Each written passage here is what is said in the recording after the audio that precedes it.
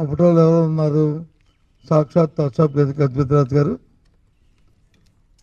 జిల్లా మంత్రి గారు, ఈ విజయనగరం శాసనసభ్యులు, ఇంకా బొబ్బిలి శాసనసభ్యులు,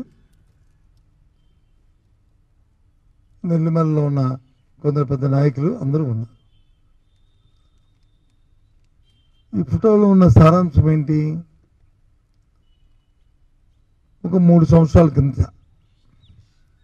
అంటే బహుశా అది అనుకోవడం డిసెంబర్లో 2020 జరిగి ఉంటుంది అనుకుంటా. రామతీర్థాల్లో దేవాలయంలో కొండ పేరున్న రాముడి విగ్రహానికి వచ్చి ఆ రోజు కొంతమంది దొండలు, అన్నోన్ పర్సన్స్ తల ఛేదించిన దానికి అది తీసుకొచ్చి ఆ చెరువులో పక్కనున్న ఆ చెరువులోనూ నృతులను అక్కడ పడివేసి అది సంఘటన.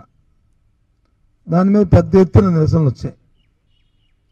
ప్రజా సంఘాలు కానీ, ఆధ్యాత్మిక సంఘాలు కానీ, హిందూ తత్వాలు కానీ, పెద్ద పెద్ద మత సంబంధించిన వారు కానీ, పెద్దలందరూ కూడా, సాక్షాత్ అన్ని పార్టీలు, రాజకీయ పార్టీలు అందరూ కూడా దాని మీద స్పందించారు.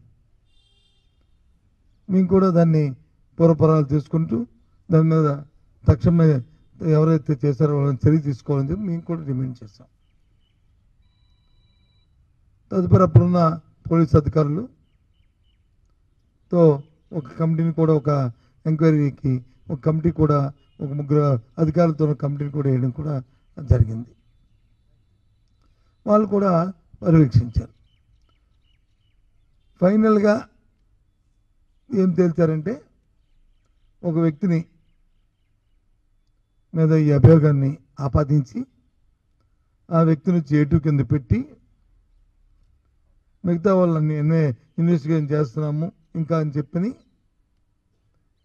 ఆ వ్యక్తిని ఇంట్రాగేట్ చేసి ఛార్జ్షీట్ పెట్టడం జరిగింది. ఛార్జ్షీట్ పెట్టారో లేదు ఇంకా ఐ డోంట్ నో, ఇంకా నాకు ఐడియా కరెక్ట్గా నాకు ఐడియా లేదు. జరిగింది. సంఘటన జరిగి ఎన్నాళ్ళు అయింది? ఇప్పటికి దగ్గర 3 సంవత్సరాలు, 2.5 సంవత్సరాల పైన అయింది. మొన్నటి రోజున ఆ కేసులో ఉన్న ఎవరైతే ఏటుగా ఉన్న వ్యక్తికి సాక్షాత్తు ఆ దేవస్థానం ఎవరైతే వంశపారంపర్య మరి చైర్మన్గా ఉంటున్న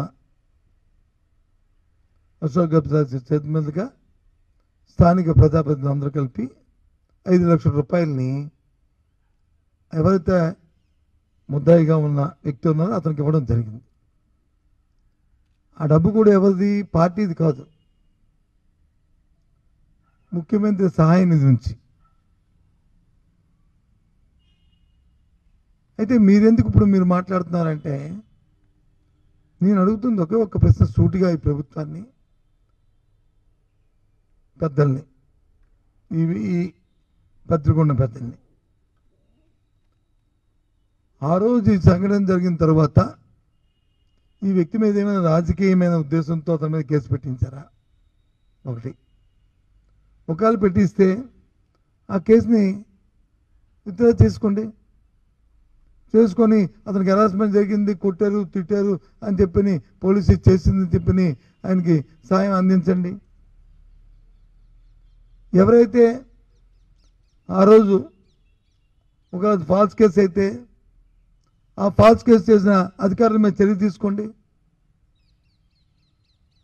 తీసుకుంటున్నారు కదా ఫాల్స్ ఏవో కేసుల మీద ఈ మధ్య చూస్తున్నాం కదా, ఏదో యాక్టర్ల మీద వచ్చి ఏదో జరిగిందని, అలాగే ప్రస్తుతం డిప్యూటీ స్పీకర్ మీద జరిగిందని. అదే ఈ కేసును కూడా తీసుకోండి, సుమోటుగా ఎంక్వైరీ చేయండి. అది ఏది చేయకుండా, అదేమీ కాకుండా ఒక ముద్దాయిని తీసుకొచ్చి ఒక 5 లక్షల రూపాయలు ముఖ్యమంత్రి సహాయం ఉంచిందే ప్రజల సొమ్ముని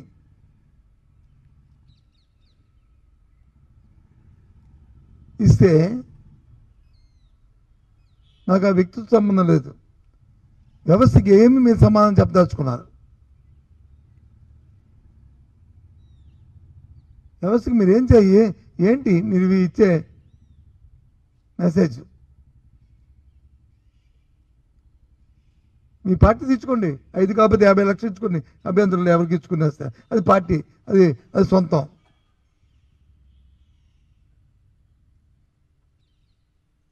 సాక్షాత్తు రామతీర్థాలు ఉన్న ఆ రాముడు తన నదికి ముద్దాయిగా ఉంటున్న వ్యక్తిని వచ్చి మీరు 5 లక్షల రూపాయలు ఇచ్చి దేన్ని ప్రోత్సహిస్తున్నారు? మీరు దేన్ని సమర్థిస్తున్నారు? ఏమిటి మీ ఆలోచన? ఏమిటి మీ ఉద్దేశం? నేను అడుగుతున్న సూటిగా అదే ఒకటే. ఆ కేసు ఫాల్స్ అయినప్పుడు ముందు కేసుని తొలగి దాన్ని ఎగ్జిక్యూట్ చేసి అది నిరాపరాధి అని చెప్పి ఆయనకి ఏదైనా సాయం చేసుకుని నిజంగా ఆయన నష్టం జరిగితే తప్పు కాదు. ఆ నేపథ్యంలో ఎవరైతే ఆ కేసు నుంచి పెట్టారో వాళ్ళ మీద మీరు ఆలోచన చేసి చర్యలు తీసుకోండి. ఆ రోజు ఉన్న అధికారులు 1 to 10 ఎవరైతే ఉన్నారో వాళ్ళందరూ, ఎవరైతే నిజమైన ఆ రోజు మా ప్రభుత్వం వచ్చి అసమర్థ ప్రభుత్వం అనుకుని మీరు అనుకుంటే, మీరు సమర్థవంతులైతే మరి 7 నెలలు బట్టి మరి దర్యాప్తు జరిగి ఎందుకు మరి సరైన వ్యక్తుల్ని మీరు ఎందుకు పట్టుకోలేకపోతున్నారు? పట్టుకోండి, పట్టుకునే వాళ్ళ మీద చర్యలు తీసుకోండి.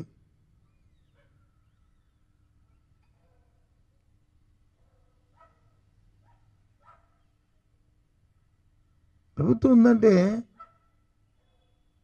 మంచి అయితే మంచి చెప్పాలి, చెడు అయితే చెడు చెప్పాలి. అంటే ఇవే ఈ విధమైన ప్రోత్సాహాలు చేస్తే ఎక్కడికి వెళ్తున్నాం మనం?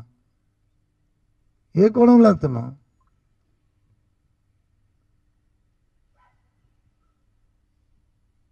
అదేమి వ్యక్తిగతంగా ఎవరు ఏ రాజకీయ ఉద్యోగంతో చేసింది కాదు, నాకు తెలుసు. ఎందుకంటే నా నాలెడ్జ్ లేదో ఆ రోజు నేనే మంత్రిని. ఒక ఉంటే ఆ దేవుడే శిక్షిస్తాడు. ఏంటి మాకు తప్పని అనిపించలేదా నాయకులు? ఆ పెద్దలకి గొప్పగా పెద్దగా ఫోటోలు పెట్టుకొని బాధ అనిపించలేదు? మీకు మీ మనస్సాక్షి ఎలా ఒప్పుకుంది? ఏ రకంగా మీ మనస్సాక్షి ఒప్పుకుంది? మీరు వచ్చి నీతి కబుర్లు చెప్తారు, వాళ్ళు అంటారు, దేవుళ్ళు అంటారు, దెయ్యాలు అంటారు, ఇదన్నీ చెప్తారు మళ్ళీ మాకు.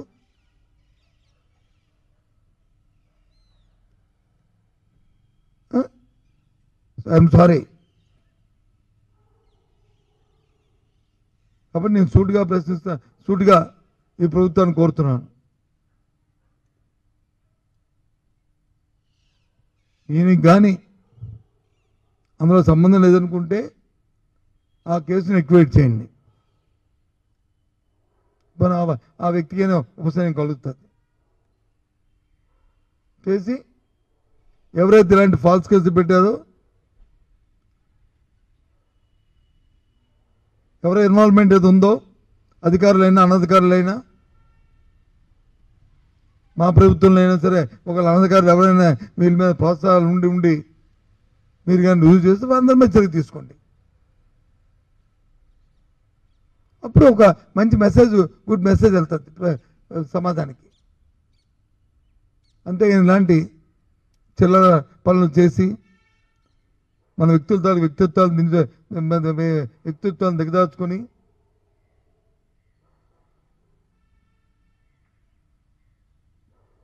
దిగదార్చుకోవద్దని నేను కోరుతున్నాను. ప్రభుత్వం అంటే ఎన్నో సమస్యలు ఉంటాయి, ఆ సమస్యలకి పరిష్కారం చేసుకోవాలి. ఇప్పుడు ప్రధానమైన సమస్య మన జిల్లాలో అగ్రికల్చర్ సంబంధించి ఎరువులు కావాలి, పొటాషియం కావాలి, డిఏపి కావాలి.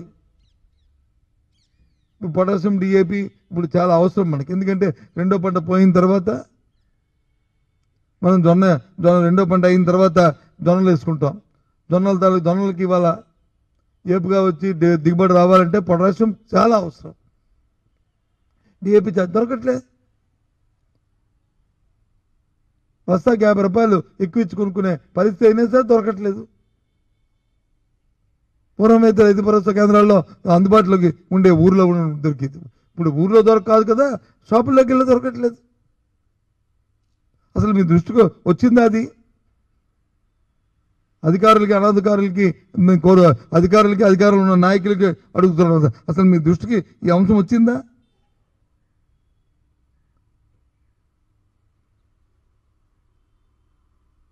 ఓ పండుగ వచ్చి గొప్పగా చేసుకుని కోడి పందాలు రోజు టీవీలో చూపెట్టి అందరూ హ్యాపీగా ఉన్నారు. ఇదా ఇక్కడ మీ విలేకరు సోదరులు అందరినీ కోరుతున్నాను, వెళ్ళండి గ్రామాల్లోకి, అడగండి. పొటాషియం కానీ డిఏపి కానీ లేకపోతే యూరియా కానీ అందుబాటులో ఉంటుందో అడగండి. యూరియా ఎంత దొరుకుతుందో అడగండి.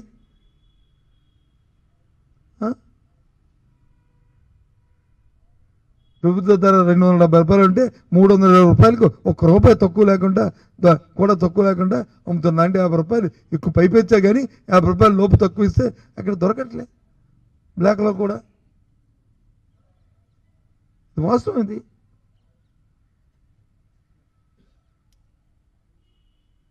దాని మీద దృష్టి పెట్టండి. ఇలాంటి చౌకబారమైన ఇలాంటి కార్యక్రమాలకు వచ్చి చేస్తూ సాక్షాత్ భగత్ స్వరూపుడైన శ్రీరాముడి తాలూకా శిరఛేదం జరిగితే, సంఘటన జరిగితే వాళ్ళకి తీసుకొచ్చి 5 లక్షల రూపాయలని ఇస్తూ మళ్ళీ 10 మంది, ఒకరిద్దరు కాదు, ఇదేదో పెద్ద అచీవ్మెంట్ లాగా.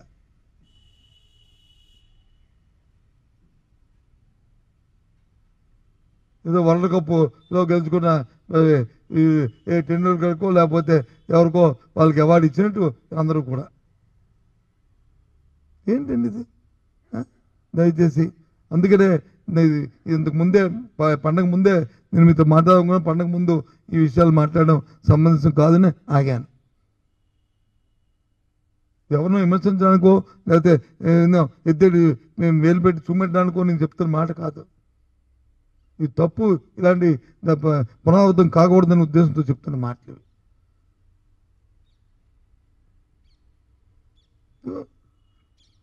సీఎం సహాయ నిధి ఏబిఎన్ పేపరే,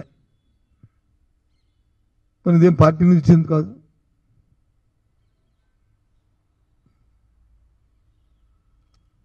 దీనికా అందుకు ఓకే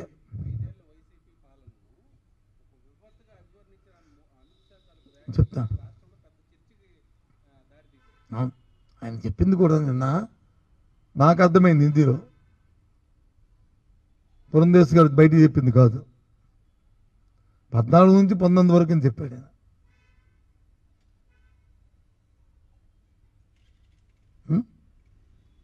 టీవీ వాట్సాప్లో చూపెడతాను. సరే 14, 19, 19, 24 నుంచి ఇప్పుడా అనేది పక్కన పెడితే, చూడండి మీరు ఇంటికి వెళ్ళిన తర్వాత ఆయన స్పీచ్ని ఒకసారి పెట్టుకుని అవి వినండి. ఏ సంవత్సరం చెప్పాడు? సరే తొందరపాట్లు చెప్పాడు అనుకుందాం, మరిచిపోయి ఈ సంవత్సరాలు మరిచిపోయి ఆ సంవత్సరాలు. విపత్తులు ఎప్పుడు జరిగినాయండి? మొన్న ఏది విజయవాడలోనూ సంఘటన జరిగింది, వరదలు వచ్చినాయి, బుడిమేర ముంచింది. అది మ్యాన్మేడ్ కాదండి, ప్రభుత్వ వైఫల్యం కాదండి, అది ప్రభుత్వ తాలూకా అలసత్వంతో తీసుకున్న నిర్ణయంతో 30 మంది చనిపోలేదండి. ఒక ఆనకట్టు కొట్టుకుపోయి 30 మంది చచ్చిపోయారంటే ఆనకట్టు కొట్టుకుపోయిందంటే అర్థం ఉంది. ఎలా చనిపోయారండి? అక్కడ తినడానికి తిండి లేక, తాగడానికి నీళ్ళు లేక, మందులు వేసుకోవడానికి మందులు లేక, ఆ ఇంటిల్లో 3 రోజులు 5 రోజులు ఉండి ఆ వృద్ధులు, ఆ వికలాంగులు, ఆ చిన్నపిల్లలు సుమారు 33 మంది 34 మంది చనిపోయారు. ఇది వాస్తవం. ఒక 2-3 ఆ ఏట్లో కొట్టుకుపోయింది నీటిలో, మిగతా వాళ్ళందరూ ఈ రకంగా చనిపోయారు. అక్కడ నిన్నకాక మనం చూసాం తిరుపతిలో. ఎప్పుడైనా మనం పుట్టిన తర్వాత ఎవరైనా సరే అలాంటి సంఘటన చూసామని తిరుపతిలో మహా కుంభమేళ జరుగుతుంది ప్రయాగలో, కోట్లాది మంది వస్తున్నారు. ఏం జరిగిందండి? ఎవరైనా చనిపోయారండి? ఆఫ్టర్ ఆల్ 20,000 మంది వస్తే, 30,000 మంది వస్తే 6 చనిపోతే అది ప్రభుత్వం తాలూకు అలసత్వం కాదండి?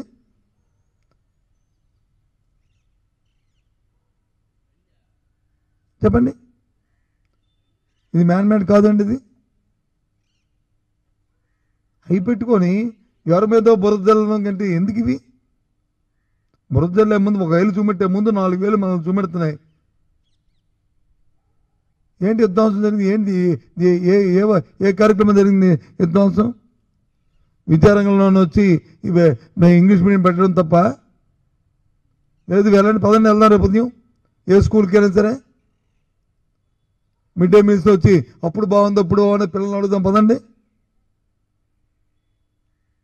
3rd క్లాస్ నుంచి తీసుకొచ్చి వాళ్ళకి సబ్జెక్ట్ టీచర్ని పెడితే కాదని చెప్పని ఇవాళ వచ్చి మళ్ళీ 1వ తరగతి 5వ తరగతి వరకు ఒకే టీచర్తో వచ్చి మరి చెప్పించడం అది మన తల్లిదండ్రులు ఒప్పుకుంటామండి? నా కొడుకు నా మనవడో వచ్చి ఇంగ్లీష్ మీడియం చదవాలి, పేదవాడి కొడుకును పేదవాడు వచ్చి తెలుగు మీడియం చదవాలా? ఇది ఎక్కడ ధర్మం అండి? జిల్లా ఒక హాస్పిటల్ పెడితే తప్ప అండి? ప్రభుత్వ కళాశాల పెట్టారంటే గవర్నమెంట్ కాలేజీ పెడితే సూపర్ స్పెషాలిటీ హాస్పిటల్ వస్తుంది. అది ప్రతి జిల్లాకి పెడితే అది తప్ప అండి? అది విధ్వంసం అండి?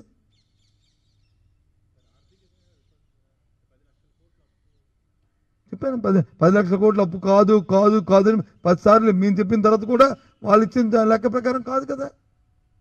మన అసెంబ్లీ జరిగింది, మీ అందరూ ఉన్నారు కదా, చూసారు కదా టీవీల్లోనూ. నేను అన్ని లెక్కలతో అన్నింటిలో వాళ్ళు ఇచ్చిన లెక్కలే వాళ్ళు చూపెట్టాను కదా.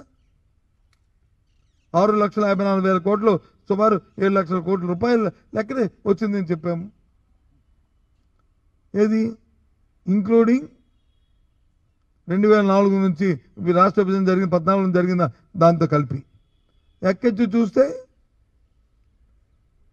అంతా కలిపితే 3,75,000 కోట్లు 4 లక్షల కోట్ల లోపల ఈ ప్రభుత్వం మా ప్రభుత్వం ఉన్నప్పుడు అప్పు తీసుకొని అది చేసి అందులో 2,70,000 కోట్ల రూపాయలు డైరెక్ట్ బెనిఫిట్ ద్వారా ప్రధానికి ఇచ్చాం. ఈ ప్రభుత్వం వచ్చిన తర్వాత ఈ వాటికి వచ్చి 7 నెలలు అయింది.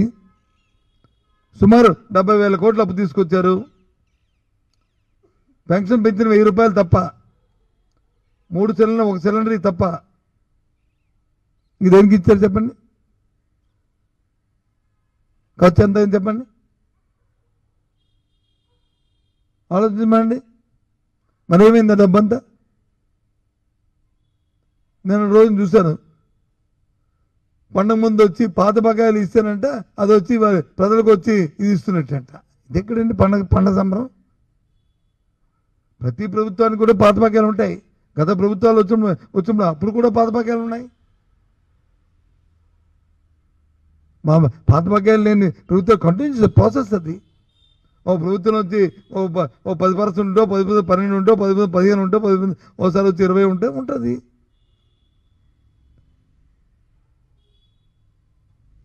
అందులో ఏమైనా అవినీతి జరిగితే, అందులో ఏమైనా అన్యాయకాంతమైతే, అందులో ఏమైనా డైవర్సిఫైల్ అయితే దాన్ని చూపెట్టి దాని మీద ప్రభుత్వాలు వచ్చి చర్యలు తీసుకోవచ్చు. తప్పు కాదు, తప్పు కాదు. నాడు నేడు ప్రోగ్రాం జరిగింది, స్కూల్స్కి వచ్చి ఇన్ఫ్రాస్ట్రక్చర్ క్రియేట్ చేశారు. ఒకవేళ అందులో ఏం తప్పు జరిగిందో ఇంకో కరెక్ట్ పదండి స్కూల్లో చదువుతుంది చూడండి, తప్పు చేసి చర్య తీసుకుని తప్పేం కాదు. ఆ రోజు ఉన్న అధికారుల మీద అధికారంలో ఉన్న నాయకుల మీద తీసుకుని తప్పు కాదు. It's okay, fine, no objection. కాదన్నా కూడా ఎవరికి హక్కు కూడా లేదు. కానీ ఆ స్కూల్లో ఆపేస్తే ఎంత అందంగా ఉన్నాయండి ఆ ప్రోగ్రాము. సరే, ఏ గవర్నమెంట్ వచ్చినప్పుడు ఆ గవర్నమెంట్ తాలూకు విధానాలు ఉంటే ఆ విధానం ప్రకారం వాళ్ళు వెళ్తారు. కానీ మంచి జరిగిన దాన్ని చేయాలి కదా, మంచి కార్యక్రమాన్ని. అది మీ అమ్మాయి అడుగుతుంది. ఇవాళ డిఏపీను పొటాషియం దొరకట్లేదంటే ఊర్లోనూ రైతులు ఏ విధంగా దాని నుంచి రేపు దిగుబడి తక్కువ వస్తుంది. రేపు ఎందుకులా కర్మలా ఈ జొన్నలు వేసామని అనుకోవచ్చు. ఇప్పుడు మన జిల్లాలో వరి తర్వాత ఇప్పుడు వరి కూడా వేయడం మంది జొన్నలు వేసేస్తున్నారు. చెరుకు మానేసి జొన్న వేస్తున్నాము. చెరుకు ఫ్యాక్టరీలో తగ్గిన తర్వాత వైబుల్ కాదని, ఇది వాస్తవం కదా అందరికీ. ఏది అవసరమో టైం టు టైం అధికారంలో నాయకులు అధికారులు దాన్ని రివ్యూ చేసుకుని దాని మీద ఫోకస్ చేసుకుని ముందుకెళ్ళాలి. వాళ్ళకి తెలుసో తెలియదని నేనేమీ డైరెక్షన్ ఇవ్వట్లేదు, నా అభిప్రాయం చెప్తున్నాను. నేను డైరెక్షన్ ఇవ్వడానికి వచ్చి వాళ్ళకంటే నేనేమి ఇది కాదు అది కాదు, ఎవరు తెలివితేటలు అనుకుంటే, ఎవరు ఆలోచనలు అనుకుంటే, ఎవరు విధానం అనుకుంటుంది. కానీ అల్టిమేట్గా మనం ఎవరికి ఆన్సరబుల్? ప్రజలకు ఆన్సరబుల్. ప్రజల మన మనోభావాలు తెలుసుకుని వాళ్ళకి కావాల్సిన కార్యక్రమాన్ని చేయాలి. అది నేను అడుగుతుంది. చెప్పాను, నన్ను ఏంటంటే రోజే చెప్పాను. స్టీల్ ప్లాంట్కి సంబంధించిన అంశం ఇవాళ ప్రజా సంఘాలు కానీ, ఇవాళ స్టీల్ ప్లాంట్ ఎంప్లాయీస్ కానీ, యామాత్రం మేధావులు కానీ, ఇంక్లూడింగ్ మా పార్టీ కానీ, నిన్న ఇచ్చిన ప్యాకేజ్ అది స్టీల్ ప్లాంట్ తాలూకు రివైవల్ కోసం, స్టీల్ ప్లాంట్ని ప్రైవేటీకరణ ఆపడానికి కాదు. ప్రైవేటీకరణలో భాగమైన విషయాన్ని నిన్న రోజున ఇచ్చిన దీంతో కలిపి చెప్పాను. పక్కనున్న కర్ణాటక ఉన్న ఫ్యాక్టరీకి వచ్చి, పరిశ్రమకి వచ్చి 15,000 కోట్లు ఇచ్చారు. దానికి ఎందుకు రిస్ట్రిక్షన్ పెట్టలేదు? ఎస్టాబ్లిష్ ఛార్జీలు ఖర్చు పెట్టుకోవచ్చు, 3 సరుకులు కొనుక్కోవచ్చు, దాన్ని ఇంప్రూవ్ చేసుకోవడం దేనికైనా పెట్టి. దీంట్లో ఏమి ఇచ్చారు? ఓన్లీ లయబిలిటీస్ మాత్రమే మీరు మీట్ అవ్వడానికి ఇచ్చారు. ఎందుకు ఇచ్చారు? మరి డే టు డే యాక్టివిటీకి సంబంధించిన శాలరీస్, ఎస్టాబ్లిష్ ఛార్జెస్ ఇవన్నీ ఎక్కడి నుంచి మీట్ అవుతారు? ఫ్యాక్టరీ నష్టాల్లో ఉంది. ఎస్, నష్టాలు రావడానికి కేంద్ర ప్రభుత్వం తీసుకునే విధాన నిర్ణయాలు, ఈ ప్రభుత్వాలు కానీ గత ప్రభుత్వాలు కానీ అవన్నీ ఉంటాయి. మా పార్టీతో ఒక నేను చెప్పాము, అప్పటి నుంచి ఇప్పటి వరకు కూడా దాన్ని ప్రైవేటిజం చేయడానికి వీల్లేదు. అది స్టీల్ ప్లాంట్, అది విశాఖ ఉక్కు, ఆంధ్ర హక్కు, ఆ నేపథ్యంలోనే ఉండాలి. మా సెంటిమెంట్స్తో కూడుకున్నది. ఇది ప్రభుత్వ సంస్థ ఉండాలి. ఇంకా కాకపోతే శైలిలో విలీనం చేయాలి అని మా డిమాండ్ అదే చెప్పాం. సాక్షాత్తు నేను ముఖ్యమంత్రి తన ప్రెస్ మీట్లో కూడా చెప్పాడు. 20 దీపం పథకం కింద 21లోనే దీన్ని ప్రైవేటైజేషన్ చేద్దామని పెట్టుకున్నాం. ఆ రోజు చేయడానికి ప్రయత్నం చేశాం. కానీ ఆ రోజున ప్రభుత్వం దీన్ని కాదని అడ్డుపెట్టింది, అసెంబ్లీలో తీర్మానం చేసింది. అందుకని సాహసించలేకపోయాం, అందుకే ఆ రోజు ఆగాం అని నిన్న చెప్పారు. సాక్షాత్ ముఖ్యమంత్రి చెప్పాడు. ఇది నా మాటలు కాదు, ఆయన చెప్పిన మాటలు, ఆయన వాయిస్లో చెప్పిన మాటలు, రికార్డుగా ఉన్న మాటలు. అసెంబ్లీలో తీర్మానం చేసినప్పుడు నేను కూడా ఉన్నాను. అది ఇది వాస్తవం. ఇది ఇంతెందుకు మన ప్రధానమంత్రి వచ్చారు, ఆయన నోడితే ఎందుకు చెప్పించలేపారు? ప్రభుత్వం వాళ్ళదే కదా, కుటుంబ ప్రభుత్వం వాళ్ళదే కదా, కేంద్రం వాళ్ళదే, రాష్ట్రం వాళ్ళదే.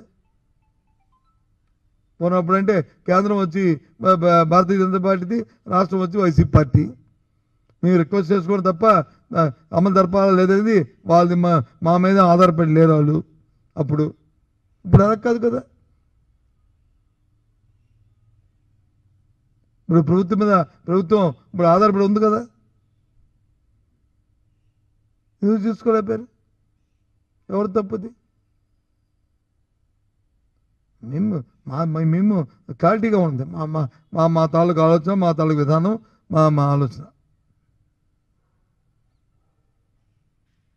ఇంకండి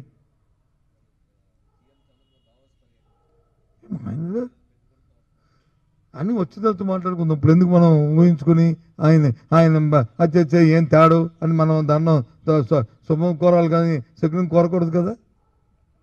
శుభం కోరాలి కానీ శకునం కోరకూడదు కదా. శకునం కోరకూడదు కదా, శుభం కోరాలి కానీ. చూద్దాం, వచ్చిన తర్వాత మాట్లాడుకుందాం. ఇప్పుడు ఎందుకు మాట్లాడడం తప్పు కదా. ఏదైనా సరే, ఏదైనా మన రాష్ట్రం అంతర్భాగం కదండి. రాజకీయ పార్టీ ఉన్నాయి, మనం ఇక్కడ బతుకుతున్నాం కదా మనం. ఏంటండి వెళ్ళారు కదా, ఇదేంటి వెళ్ళారు కదా, జగన్ గారు వెళ్ళారు లాస్ట్ ఎందుకు వెళ్ళలేదు. జగన్ గారు లేరు, జగన్ గారితో పాటు మా ఇండస్ట్రీ మినిస్టర్ లేరు, ఇండస్ట్రీ మినిస్టర్ ఫైనాన్స్ మినిస్టర్ లేరు, లేదు దాని తర్వాత అక్కడ డిస్కస్ చేసిన 4-5 ఈ ఇష్యూస్కి వచ్చి అందులో మెయిన్గా మనం ఎడ్యుకేషన్ సంబంధించి ఇస్తే బైజూస్ ఫ్రీ కంటెంట్ నుంచి మనం ఇప్పుడు ఇవ్వడం జరిగింది. మొత్తం 30 లక్షల మంది పిల్లలకి ఈ ట్యాబ్స్లోను అలాగే స్కూల్స్లోను ఫ్రీగా ఇవ్వడం జరిగింది. ఇండస్ట్రీస్ మీద కూడా కొన్ని డిస్కషన్ చేసుకున్నారు. అందులో వచ్చిన భాగాలే కొన్ని ఈ మధ్య శకునం కోరకూడదు కదా, శుభం కోరాలి. కానీ చూద్దాం, వచ్చిన తర్వాత మాట్లాడుకుందాం. ఇప్పుడు ఎందుకు మాట్లాడడం తప్పు కదా. ఏదైనా సరే ఏదైనా మన రాష్ట్రంలో అంతర్భాగం కదండి. రాజకీయ పార్టీ ఉన్నాయి, మనం ఇక్కడ బతుకుతున్నాం కదా మనం. ఏంటండి వెళ్ళారు కదా, ఇదేంటి వెళ్ళారు కదా, జగన్ గారు వెళ్ళారు లాస్ట్ ఎందుకు వెళ్ళలేదు జగన్ గారు లేరు. జగన్ గారితో పాటు మా ఇండస్ట్రీ మినిస్టర్ లేరు, ఇండస్ట్రీ మినిస్టర్ ఫైనాన్స్ మినిస్టర్ లేరు. దాని తర్వాత అక్కడ డిస్కస్ చేసిన 4-5 ఈ ఇష్యూస్కి వచ్చి అందులో మెయిన్గా మనం ఎడ్యుకేషన్ సంబంధించి ఇస్తే బైజూస్ ఫ్రీ కంటెంట్ నుంచి మనం ఇప్పుడు ఇవ్వడం జరిగింది. మొత్తం 30 లక్షల మంది పిల్లలకి ఈ ట్యాబ్స్లోను అలాగే స్కూల్స్లోను ఫ్రీగా ఇవ్వడం జరిగింది. ఇండస్ట్రీస్ మీద కూడా కొన్ని డిస్కషన్ చేసుకున్నారు. అందులో వచ్చిన భాగాలే కొన్ని ఈ మధ్యకాలంలో ఎంఏలు చేస్తున్న కూడా అప్పుడు జరిగిన నెగోషియేషన్లో అంకురార్పణ జరిగినవే ఈ మధ్య చేస్తున్నవి. కరెక్ట్గా నేను ఆ టర్మినాలజీతో చెప్పలేకపోతున్నాను, కానీ అప్పుడు జరిగినవి ఏమైంది వెళ్ళలేదు. కానీ ప్రాసెస్ కంటిన్యూగా ఊరుగా మనం కాకుండా కమిట్మెంట్ ఉండాలి. ఏదైనా సరే పబ్లిసిటీకి దీనికా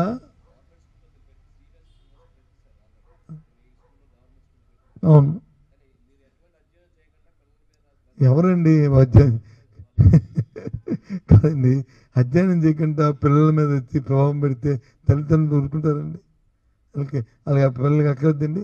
ఎందుకు ఇప్పుడు ఇంగ్లీష్ మీడియంని 10th క్లాస్కి ఎంతమంది రాస్తారు పిల్లలని అడిగారు మొన్న. 87% వచ్చి మీ ఇంగ్లీష్ మీడియం రాస్తా ఉన్నారు. అధ్యయనం చేయకుండా వాళ్ళకి అలవాటు చేయాలి. అది కాదు, అలవాటు చేయాలి. సిబిఎస్ కూడా అంతే. ఇప్పుడు నాకు అవకాశం ఉంది, నా అబ్బాయిని నా మనవడిని ఎక్కడ జాయిన్ చేస్తాను? నేను సిబిఎస్లో జాయిన్ చేస్తాను, సెంట్రల్ స్కూల్ జాయిన్ చేస్తాను. ఇంకా కావాలంటే దీంట్లో జాయిన్ చేస్తున్నాను. కాదు అది చెయ్యాలి. అదే కదా గవర్నమెంట్ స్కూల్ అదే కదా మేము గత గవర్నమెంట్ ప్రభుత్వంలో మేము చేసిన ఇది. గవర్నమెంట్ స్కూల్లో ఉండాలనేది మేము చేస్తాం గత ప్రభుత్వంలో. ఎట్టి పరిస్థితులను కూడా గవర్నమెంట్ స్కూల్ ప్రైవేట్ స్కూల్ ధీటుగా ఉండాలి. విద్య అనేది హక్కు, right to education, food security. అలాగో విద్య కూడా హక్కు. అది ప్రభుత్వం కల్పించాల్సిన బాధ్యత ఉంది. అది కూడా క్వాలిటీ విద్య ఇవ్వాల్సిన బాధ్యత ఉంది ప్రభుత్వానికి.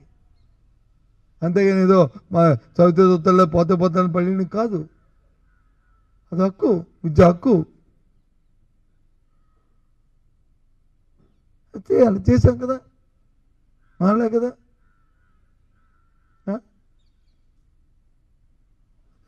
అది వచ్చే ప్రభుత్వాలు వాళ్ళ విధానం లేదు. మాకు సిబిఎస్ సిలబస్ వద్దు, ఇంగ్లీష్ మీడియం వద్దు, 3rd క్లాస్ సబ్జెక్ట్ టీచర్ వద్దు, నాడు నేడు స్కూల్స్ వద్దు, స్కూల్ వద్దు. అది ఆ విధానం వాళ్ళది. అల్టిమేట్గా ప్రజాస్వామ్యంలో అల్టిమేట్గా ఎవరు ప్రజలదే ఫైనల్. సరే ఏం చేస్తాం? ఆలోచించుకుందాం. మేమైతే అది నమ్మాం, ఆ సిద్ధాంతాన్ని. ఎప్పుడైనా రాష్ట్రానికి ఆర్థికంగా అభివృద్ధి చెందాలి, పరిపక్వత చెందాలంటే విద్య అనేది ప్రధానమైన అంశమని. అది తల్లి తండ్రి ఇచ్చిన ఆస్తి కంటే విద్య అనేది వస్తే అది అడిషనల్గా ఆ విద్యతో ఏదైనా సాధించవచ్చు అనేది మా పార్టీ నమ్మింది. ప్రధానమైన భూమికని. అందుకే దాని మీద ప్రత్యేకంగా దృష్టి పెట్టాం. విద్య, వైద్యం, అది మా సిద్ధాంతం. అది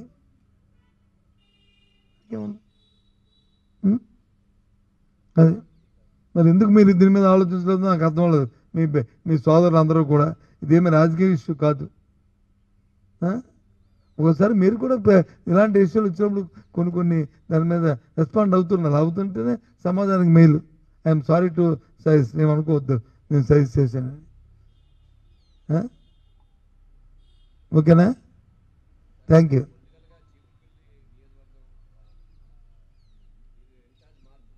నేనెందుకు మారుతాను? ఎందుకు మా అబ్బాయికి ఎందుకు శుభ్రం డాక్టర్ ఉద్యోగం ప్రాక్టీస్ చేసుకుంటా అని ఎందుకు ఎడగొడతారు మీరు? మీరే మీరు అవును బాగుపట్టలేదు. చెప్తున్నాను కదా. ఓకే ఉంటా. అవును అయితే ఖాళీగా ఉంది కాబట్టి అక్కడ మా అబ్జర్వర్ ఉన్నారు కాబట్టి స్క్రీన్ పక్కనే ఉంటారు కాబట్టి స్క్రీన్ ఇన్ఛార్జ్గా పెట్టారు. తప్పేముంది?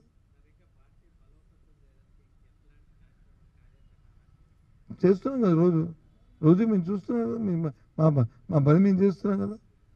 ఏదైనా అలసత్వం మన రైతులకు వచ్చి ప్రొక్యూర్మెంట్లో ఇబ్బందులు వచ్చాయి, అది ఫ్లాగ్షిప్ చేసాం, ప్రభుత్వం దృష్టి తీసుకొచ్చాం, దాన్ని సర్దిద్దడానికి ప్రయత్నం చేసాం.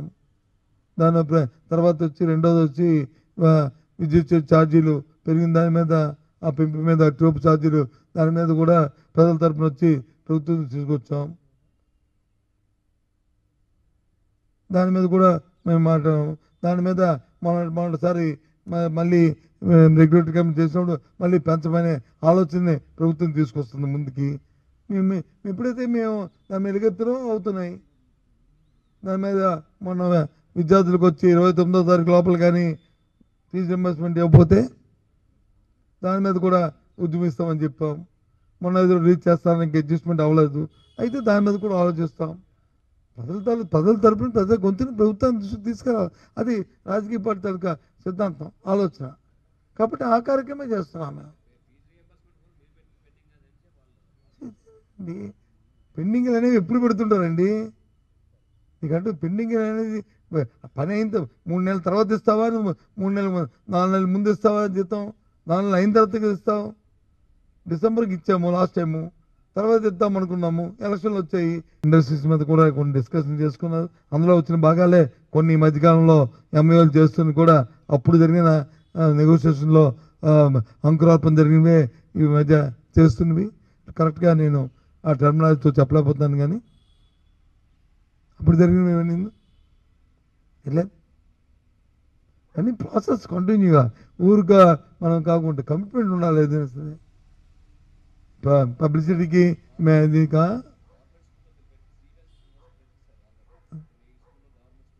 అవును. ఎవరండి అధ్యయనం కాదండి, అధ్యయనం చేయకుండా పిల్లల మీద వచ్చి ప్రభావం పెడితే తల్లిదండ్రులు ఊరుకుంటారండి? అలాగే పిల్లలకి అక్కర్లేదండి. ఎందుకు ఇప్పుడు ఇంగ్లీష్ మీడియంని 10th క్లాస్కి ఎంతమంది రాస్తారు పిల్లలని అడిగారు మొన్న. 87% వచ్చి మీ ఇంగ్లీష్ మీడియం రాస్తా ఉన్నారు. అధ్యయనం చేయకండి, వాళ్ళకి అలవాటు చేయాలి. అది కాదు, అలవాటు చేయాలి. సిబిఎస్ కూడా అంతే. ఇప్పుడు నాకు అవకాశం ఉంది, నా అబ్బాయిని నా మనవడిని ఎక్కడ జాయిన్ చేస్తాను? నేను సిబిఎస్లో జాయిన్ చేస్తాను, సెంట్రల్ స్కూల్ జాయిన్ చేస్తాను. ఇంకా కావాలంటే దీంట్లో జాయిన్ చేస్తున్నాను. కాదు అదే చెయ్యాలి. అదే కదా గవర్నమెంట్ స్కూల్ అదే కదా మేము గత ప్రభుత్వంలో మేము చేసిన ఇది. గవర్నమెంట్ స్కూల్లో ఉండాలనేది మేము చేస్తాం గత ప్రభుత్వంలో. ఎట్టి పరిస్థితులను కూడా గవర్నమెంట్ స్కూల్ ప్రైవేట్ స్కూల్ ధీటుగా ఉండాలి. విద్య అనేది హక్కు, right to education. Food security ఎలాగో విద్య కూడా హక్కు. అది ప్రభుత్వం కల్పించాల్సిన బాధ్యత ఉంది. అది కూడా క్వాలిటీ విద్య ఇవ్వాల్సిన బాధ్యత ఉంది ప్రభుత్వానికి. అంతేగాని ఏదో మా చదివితే పోతాను పడిన కాదు. అది హక్కు, విద్య హక్కు. చేయాలి, చేశాం కదా, మానలే కదా.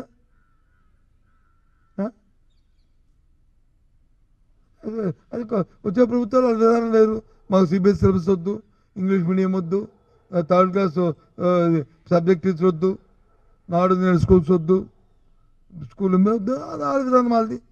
అల్టిమేట్గా ప్రజాస్వామ్యంలో అల్టిమేట్గా ఎవరు ప్రజలదే ఫైనల్. సరే ఏం చేస్తాం? అలా చూసుకుందాం. మేమైతే అది నమ్మాం, ఆ సిద్ధాంతాన్ని. ఎప్పుడైనా రాష్ట్రానికి ఆర్థికంగా అభివృద్ధి చెందాలి, పరిపక్వత చెందాలంటే విద్య అనేది ప్రధానమైన అంశమని. అది తల్లి తండ్రి ఇచ్చిన ఆస్తి కంటే విద్య అనేది వస్తే అది అడిషనల్గా ఆ విద్యతో ఏదైనా సాధించవచ్చు అనేది మా పార్టీ నమ్మింది. ప్రధానమైన భూమిక అందుకే దాని మీద ప్రత్యేకంగా దృష్టి పెట్టాం. విద్య వైద్యం అది మా సిద్ధాంతం. అది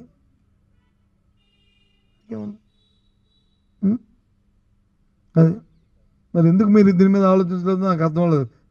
మీ సోదరులు అందరూ కూడా ఇదేమి రాజకీయ ఇష్యూ కాదు.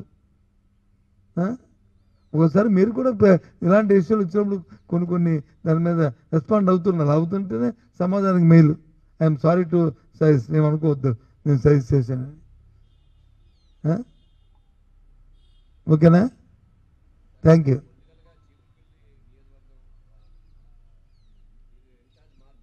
నేనెందుకు మారుతాను?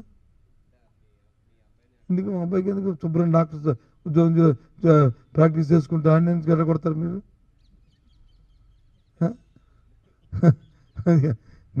మీరు అవును బాగుపడలేదు చెప్తున్నాను కదా. ఓకే ఉంటా. అవును అయితే ఖాళీగా ఉంది కాబట్టి అక్కడ అబ్జర్వర్ ఉన్నారు కాబట్టి స్టూడెంట్ పక్కనే ఉంటారు కాబట్టి స్టూడెంట్ ఇన్ఛార్జ్గా పెట్టారు. తప్పేముంది?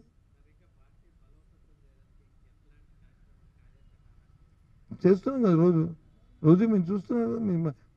మా పని మేము చేస్తున్నాం కదా. ఏదైనా అలసత్వం మన రైతులకు వచ్చి ప్రొక్యూర్మెంట్లో ఇబ్బందులు వచ్చాయి.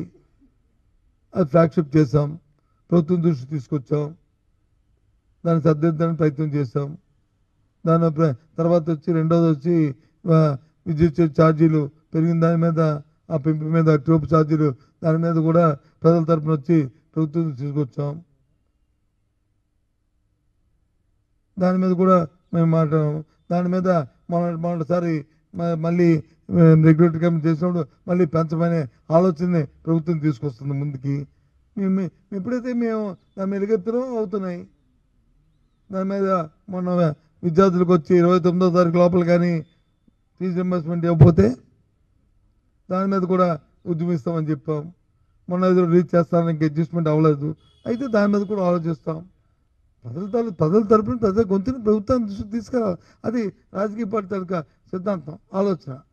కాబట్టి ఆ కార్యక్రమే చేస్తున్నాం మేము. పెండింగ్లు అనేవి ఎప్పుడు పెడుతుంటారండి?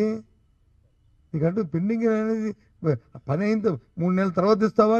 4 నెలల ముందు ఇస్తావా జీతం? 4 నెలలు అయిన తర్వాత ఇస్తావు. డిసెంబర్కి ఇచ్చాము లాస్ట్ టైము, తర్వాత ఇద్దాం అనుకున్నాము. ఎలక్షన్లు వచ్చాయి, ఎలక్షన్ అడ్డింది. ఏం చేస్తావు? డిసెంబర్ వరకు అప్డేట్ ఉందా లేదు చూసుకోండి లెక్కల్లో. డిసెంబర్ తర్వాత ఎలక్షన్ కమిషన్ వచ్చి ఒక క్వార్టర్ అయింది, అయితే ఇద్దాం అనుకున్నప్పటికీ ఇవ్వడానికి వీల్లేదని వాళ్ళు అడ్డారు. సరే ఎన్నికలు అయిన తర్వాత ఇద్దాం అనుకున్నాం, మాకు ప్రభుత్వం రాలేదు. ఏం చేస్తాం?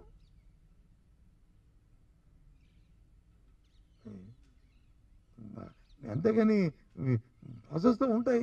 గత ప్రభుత్వం 2019లో వైసీపీ అధికారంలోకి వచ్చడానికి పెండింగ్ లేవా రాష్ట్రంలో?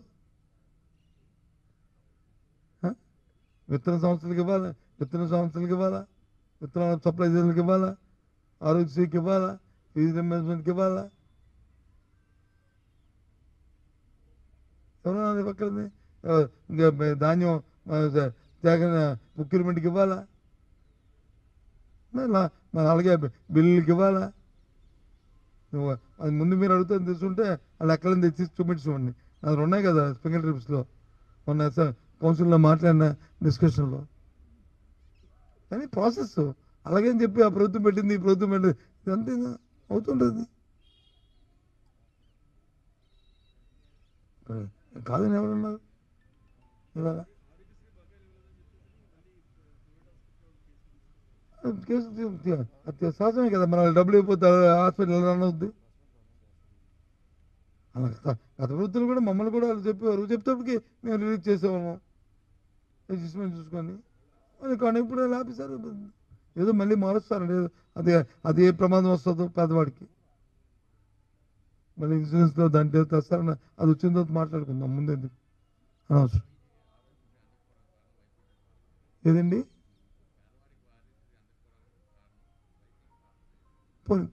మాది పాపమా కాదని జనం చెప్తారు కదా. 700 కోట్లు బకాయిలు పెడితే ప్రభుత్వం ఇవ్వచ్చు కదా. అది కాదండి, ఇన్ని బకాయిలు ఇవన్నీ ఉన్నాయని తెలిసే కదా మీరు ఏది సూపర్ సిక్స్ హామీలు ఇచ్చింది. లేదు 10 లక్షల కోట్లు అసలు లేని దాన్ని 10 లక్షల కోట్లు అప్పు అనేది ఎలక్షన్ ముందే కదా అన్నారు. మీ పత్రిక కదా రాశాయి. ఈనాడు, ఏబిఎన్, TV5 ఇవే కదా చెప్పాయి. కాని దాన్ని అంటే ఉన్నాయనుకునే కదా మీరు మీరు అకౌంట్ లేకపోతే నమ్మే కదా. అయినప్పటికి కూడా ఇవన్నీ ఇస్తామన్నారు కదా, సంపద సృష్టిస్తామన్నారు కదా. ఏది సృష్టి?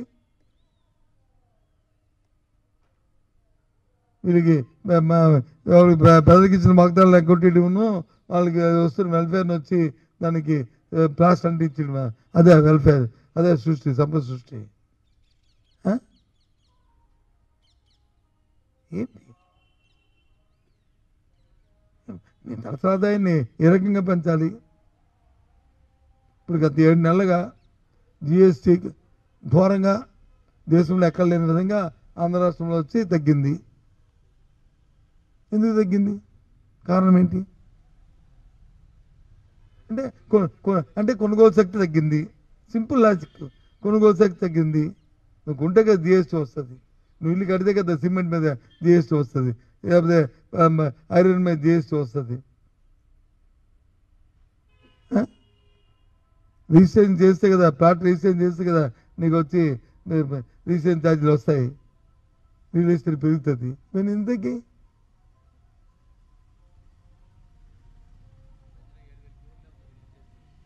అదే చెప్తున్నాను బాబు. ఇంతకు మనం చెప్పింది 5 కోట్లు లేవి అప్పు.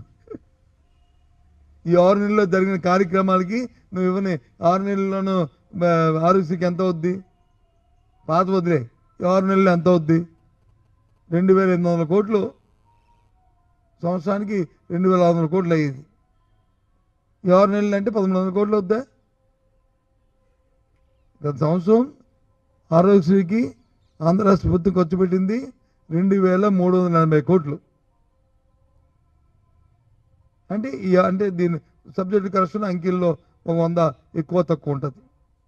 అంటే సగం వేసుకుంటే 1,200 కోట్ల.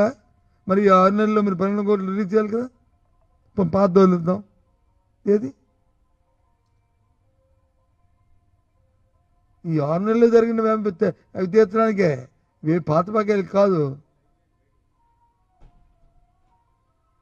ఈ 6 నెలల్లో డే టు డే జరుగుతున్న యాక్టివిటీ ఏదైతుందో దానికే.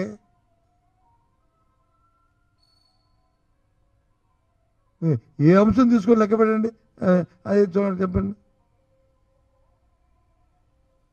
మొన్న ఎంప్లాయీస్కి వచ్చి ఏది వాళ్ళకేమో కొన్ని బకాయిలు ఇచ్చారు, అలవెన్స్లు. అవి ఈ 6 నెలల్లో జరిగింది. దానికి పాతే కాదు, పాత వాళ్ళగా ఉన్నాయి. ఇచ్చినట్టుగా 6 నెలల మంది ఇవ్వాలి కదా. ఇవ్వేటి ప్రభుత్వం వచ్చి 6 రోజులు అవ్వలేదు కదా, 6 నెలలు అయింది. నిండిపోయింది 6 నెలలు. 7 నెలలు వచ్చాయి. మొన్న డిప్యూటీ సీఎం గారు చెప్పారు కదా, ఏమని? హాలీమూన్ అయిపోయింది. హాలీమూన్ అయిపోయింది ఆయనే చెప్పారు, నేను చెప్పలేదు. ఆయన మాటే, నా మాట కాదు, డిప్యూటీ సీఎం గారు చెప్పిన మాట. ఇంకా హాలీమూన్ అంతేగా. చాలా అన్యాయం కదా. పొటాషియము లేకపోతే DAP అందకపోవడం అనేది, యూరియా లేకపోవడం అనేది గ్రామాల్లోనూ ఎంత అన్యాయం అండి ఇది. ఆలోచన ఉందండి అధికారులకు కానీ నాయకులకు కానీ. కొన్ని ఊర్లో పండగలకు ఊర్లో ఉన్నారు కదా, వాళ్ళు రైతులు పిలిచి ఇది ఎంతలో అని వాళ్ళని కొనుక్కొని వెంటనే ఆఫీసులు తెప్పి లేదా హెడ్ క్వార్టర్స్తో మార్కెట్ వాళ్ళతో మాట్లాడి తెప్పించుకోవాల్సిన బాధ్యత ఉంది కదండి జిల్లాకి. ఎక్కడ మరి తీరా మరి చూస్తే ఈ చెక్కులు ఇస్తారు ముద్దాయిలకి, శ్రీరాముడు తలనొక్కిన ముద్దాయిలకి. తప్పు ఈ కుర్రాడు చేయలేదు, ఎస్ నేను కూడా ఒప్పుకోవడం మీద నాయకులు చెప్పమని వింటాను. కేసు ఎక్టివేట్ చేసేయి. ఎవరైతే తప్పు కేసు పెట్టారో వాళ్ళ మీద చర్య తీసుకో, ఎవరైతే పెట్టించారో ఒక రాజకీయం పెట్టించారో వాళ్ళ మీద చర్య తీసుకోండి. ఎవరు వద్దన్నారు? కొత్త అది ఎవరు దీన్ని వాస్తవంగా చేశారో వాళ్ళు పట్టుకోండి. ఎవరు వద్దన్నారు? అయ్యమాని ఇదేంటి, ఇది మెసేజ్ ఏమెళ్తుంది సమాజానికి?